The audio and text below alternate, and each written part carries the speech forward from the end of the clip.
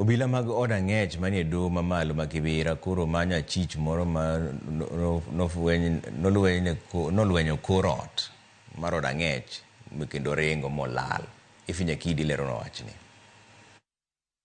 Ma Alex Kibisu, achich manochwale doho mamalo ma Kibra Bwore Nairobi okinyi makawuono kitude gi ketho mar kuo marang'enge ma bende nokelo hinyruok ne jal moro. Motelo ne ma, Kibisu nosemi kum matwech mochwere jela makamiti tok yude gi ketho kendo mar kuo marang'enge. Kata kamano, nodoke doho machwalo ng'ur ewi kum makamano. Giko, doho nochiwo ng'eto kendo miye kum matwech kuom higni 20.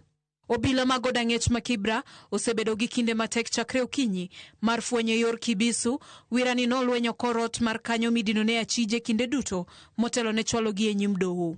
Bende osebedo matek negi malero ni en yo mane ma Kibisu nokadho dhoudi 4 mag od ang'ech kendo yudo nyalo mar lwenyo korot mopondo lal kata obedo ni ne nitie obila mane chiwo rita. Ule naye ni nani?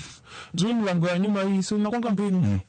Asipofungwa yeye alipanda na karuka Lagos na kaya. Kochopo sani, tend ute ang'ech pachoka poko chiwo ote mora kotenore kod lal mar Alex Kibisu.